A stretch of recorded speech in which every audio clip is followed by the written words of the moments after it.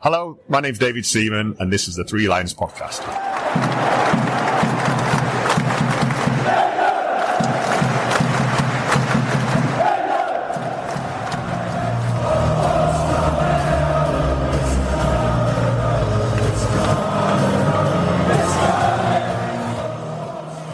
Hello and welcome to the Three Lions Podcast. My name is Russell Osborne and this is an independent England football supporters podcast. Hope I find you well. If you are new to the show, hello there, welcome along. If you're a regular, as always, hello to you too. You'll know that this is a show that, well, basically looks at our England football team, be it the senior men, the Lionesses, the youth sides. It's one that will on occasions talk to players, it will talk to fans. It's just generally England. The show is on all the usual social media platforms. Just search Three Lions Podcast, give it a follow. If you'd like to get in touch, you can do through those, or you can email me, threelionspodcast@gmail.com. You might have an idea for the show. Let me know. Always happy to have a chat. And sometimes I like to take a look at specific games from the past. And here we are, as this one is one of those. At the time of recording, I'm going back 41 years to a game, well, one that we've probably all heard about for the one same reason.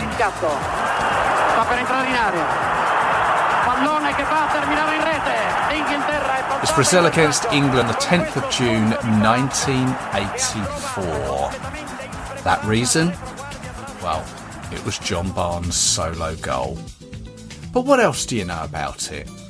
Me, personally, well, I'd just turned 6 years old at the time, so in all honesty, I wasn't aware of it at all.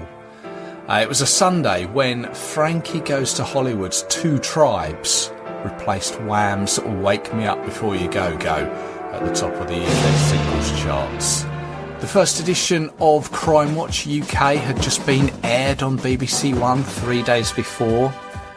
The miners' strike was, well, it was soon to happen as 20 coal mines were closed across the country. The Los Angeles Summer Olympics, well, that would happen a month later, where Seb Coe and Daley Thompson, well, they would become household names. In fact, that was something Torvill and Dean were becoming used to after winning gold at the Winter Olympics earlier in the year. It had never occurred to me that the Winter and the Summer Games used to be in the same year. I've since found out it was like that up until 1992. But back to the football and back to that game. This wasn't a Brazil team full of superstars that we tend to associate with the Seleção. They'd been knocked out of the 1982 World Cup by eventual winners Italy in the second round group stage match. One that many describe as being one of the greatest ever games. The following year of 1983, well, they were runners-up to Uruguay in the Copa America final, of which was the last to be played over 2 legs. And in the run-up to this particular game, England, well, they'd been on a disastrous run of results. 1984 had seen them lose to France in Paris, Wales in Wrexham, the USSR at Wembley, and they'd drawn with Scotland at Hampden after being behind. In fact, their only win had come against Northern Ireland in April, Tony Woodcock getting the only goal of the game. But this tour was the first to this part of the world since 1977. It was put together following the failure to qualify for the French Euros, which in fact begin 2 days after this game. And the feeling towards manager Bobby Robson, well, it wasn't particularly positive. And with qualification starting for the 86 World Cup very soon, results were going to need to change for him to seriously keep his position. And this tour would also take in Uruguay and Chile. But the first game was this, against Brazil at the Maracanã Stadium, Rio de Janeiro. Famously one of the biggest stadiums of the time. It would cater for up to 150,000. This was its original incarnation. It was a bowl of a stadium with a large dot matrix-like scoreboard at each end. And much like Wembley, its old carcass was taken down and a new modern-day stadium built in its place. In this case, it was going to be ready for the 2014 World Cup. But back to 1984, and Brazil hadn't lost at the Maracanã for 27 years. Today, though, there were only 56,000 in attendance. And it was Sunday, the 10th of June, the game kicking off at 4:15 local time, 8:15 in the evening, British summer time. It was England's 590th official match, and it was actually a celebration of the CBF, or the Brazilian FA's, 75th anniversary. Now, the two sides hadn't met since Brazil visited Wembley in 1981 in a friendly. They came away with a 1-0 win thanks to a goal from Zico. This, though, was the 13th meeting between the two sides. England had only won one of the 12 previous matches. That was the first in 1956 at Wembley. They won it 4-2. And of those previous 12 matches, Brazil had won 7 of them. England were led out by Brian Robson, and they took to the pitch in the slightly unusual combination of white home shirts mixed with white away shorts. And they had red socks too, all made by Umbro. Now, our starting lineup that day was Southampton's goalkeeper, Peter Shilton, right back, Mike Duxbury of Manchester United. Arsenal's Kenny Sansom was left back. There was a central defence pairing of Dave Watson from Norwich, who was making his England debut, alongside QPR's Terry Fenwick. We already mentioned Manchester United's Captain Marvel, Brian Robson, who was in midfield alongside his former teammate Ray Wilkins, who was now at AC Milan. On the right of midfield was Stoke City's Mark Chamberlain. On the left was Watford's John Barnes. And up front was Portsmouth's Mark Hateley and Arsenal's Tony Woodcock. On the bench was Chris Woods, Gary Stevens, Sammy Lee, David Armstrong and Clive Allen of QPR, who would also make his debut, coming on for Woodcock, and we'll hear from Allen in a short while. England would win 2-0 thanks to goals from John Barnes, who was just 20 at the time and earning his 10th cap, and the other goal came from Mark Hateley, who at the time was with Portsmouth of the 2nd Division, and Hateley was winning only his 2nd cap. And by pure chance, both Barnes and Hateley were born on the same day, 7th of November, just 2 years apart. Hateley in 61 and Barnes in 63, and both would score their first England goals. Now, the game kicked off and Brazil had a couple of moments in the first half, and it has to be said they also had a couple of players debuting, Assis and Zenon. So despite Brazil having some early opportunities, the first half was goalless until the 44th minute. The ITV footage is grainy, but it shows long-haired Hateley and Barnes with the afro combining for the first goal. Hateley controlling and passing it out wide left to Barnes from the middle of the pitch. Barnes brings it down on his chest, down to the ground and drives forward at an angle towards and into the penalty box. He passes 6 static Brazilians in gold shirts, blue shorts and white socks before tucking it past Roberto Costa, all in blue, who had dived the wrong way. 11 touches, 8 seconds, 1-0. Very quickly when things don't go well, but it's still 0-0 coming towards half time. Hateley for England. That's a good ball there for Barnes. Now can he take Leandro? John Barnes now. It might go all the way for England. Barnes. He scored! And England amazingly are into the lead. Right on half time. His first goal for England, and what a place to get it. John Barnes, that long, amazing dribble. And Barnes here in Rio has performed a miracle there. What a sight that was. Just look at it again. Through the entire Brazilian defence, with marvellous presence of mind, goes round the keeper. And England sensationally have just gone into the lead right on half-time with a goal by John Barnes. In hindsight, for Barnes, it probably did him more harm than good. He had this goal hang heavy around his neck. Fans expected him to deliver in a similar vein every match. Although without wanting to take too much away from him and the goal, the Brazilian defending was awful. Barnes would go on to win 79 caps for England, scoring 10 times. But for many, he just didn't fulfil his potential that he showed after he'd moved to Liverpool from Watford. And it also has to be said he was the victim of some vile chants at the time. This is what Barnes said about the goal. I don't remember much of the goal, and in fact, even when I do see it on television again, it's like having an out-of-body experience because I cannot remember doing that. There's a lot of fear involved in playing football. Apprehension, not fear, in not wanting to make a mistake. So if you do something good, you then want to pass it off to somebody else. So if they made a mistake, at least you've looked good. So therefore, after looking good and beating one player, I said, well, I'll pass the ball now, and then I would have looked good. Someone else is going to lose the ball because ultimately you do lose the ball, and whoever loses it feels a bit stupid. So after beating 3 players, I said, well, that's really it now, please. Let me just give the ball to someone else, and I've looked good. So till eventually I was just in front of the goalkeeper. The Brazilians were shocked, and I suppose that's why they didn't tackle me, because they thought there's no way an Englishman is going to do this. So, let him try and do whatever he wants. The second half began and 66 minutes were up, and England had a free kick just on the inside of their own half. Quickly taken by Ray Wilkins, who found Woodcock, who passed to Barnes, who crossed in long for Haitley to rise above the defender and head past the keeper for 2-0. Wilkins, nasty challenge there by Renato, a free kick to England. Wilkins with it. Woodcock making himself available.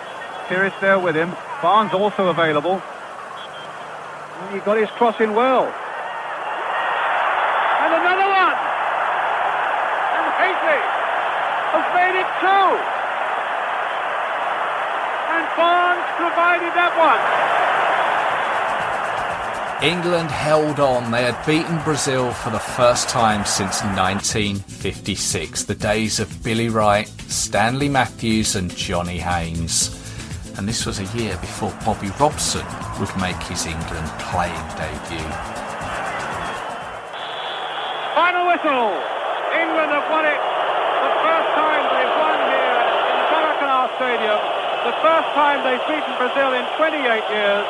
And against all the odds, they've done it here in 1984 with a stupendous goal by John Barnes right on half-time, a fine header by Mark Haitley in the second half, and a really excellent all-round team performance, which I'm sure has delighted everybody at home. Let me hand you back then to Jim Rosenthal, Jimmy Greaves and Ian St John with the joyous news. Brazil 0, England 2. The following morning, AC Milan contacted their player, Ray Wilkins, and asked him if he would ask Haitley if he wanted to join them. And he would, 14 days later on the 28th of June, for £1 million. Portsmouth to AC Milan. The old English second division to the Italian Serie A. An English naval hub for a growing, fashionable city. He became an icon for the Rossoneri. He was only 21. John Barnes would have to wait a little longer before his move to Liverpool. Now, Clive Allen was 23 years old at the time. He'd just finished the season playing for QPR, but would shortly join Tottenham for $700,000. I spoke with him for episode 71 of the podcast, and these were his memories of the time. To experience what it meant playing for the under-21s. Well, when it did finally come, you were playing at QPR, and it came as an England tour. And I guess, me personally, Wembley would obviously be a great place to start. But you started somewhere, not at Wembley, but somewhere equally as great, didn't you?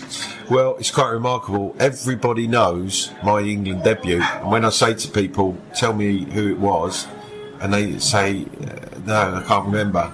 And I say, I only have to say one name, and that's John Barnes. And they go, no, really? So I said, yes, really. Obviously, everybody remembers the memorable goal that John Barnes scored in American Art in Brazil. I was on the bench at that moment when he run through an amazing run, incredible goal. And then I came on for Tony Woodcock to win my first England cap in the American Art with England winning 2-0. So a quite unbelievable start. As you rightly say, I think every schoolboy's dream is to play at Wembley for England. But for me to make my debut in the American Art against Brazil was something quite extraordinary.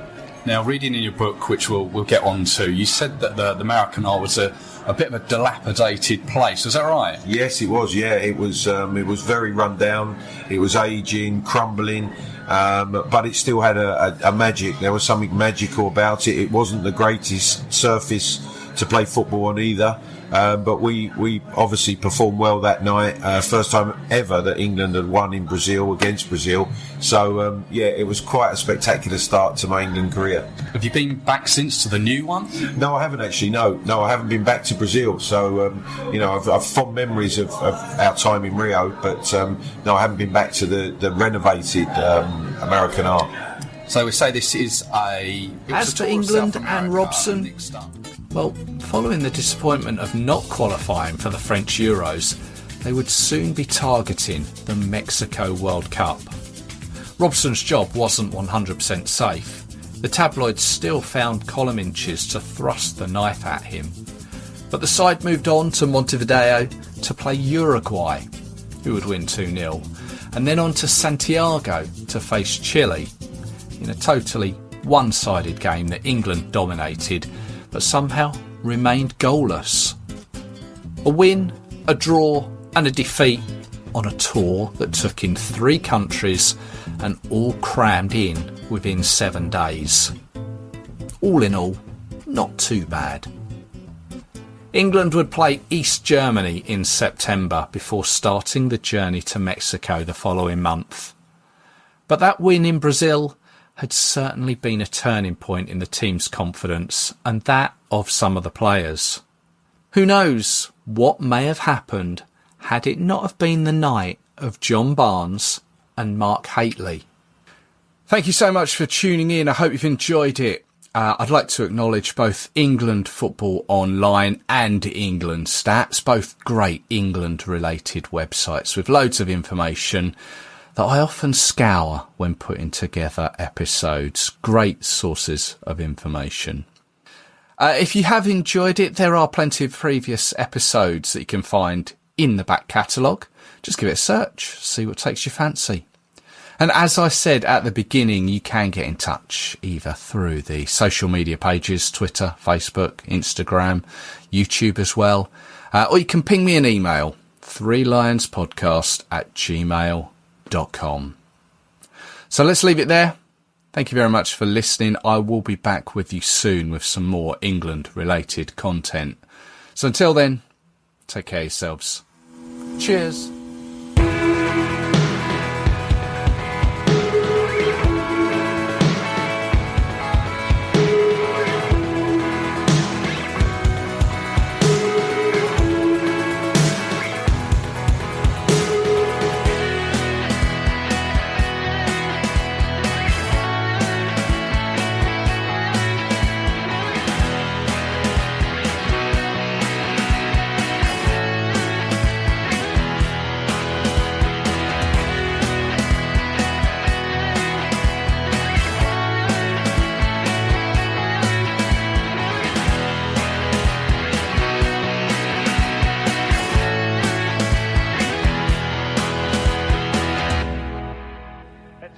Jimmy Greaves. Jimmy, just evaluate that result for us. Well, it's one of the great England wins. It's got to be. You cannot go to a place like the Maracanã in front of 150,000 people against any Brazilian team. Admittedly, I think they were a very poor Brazilian team. But taking all that aside, it goes down as one of the great wins of all time. Jimmy, Ian, thank you both very much indeed. Well, a magnificent night really for England over there in Rio.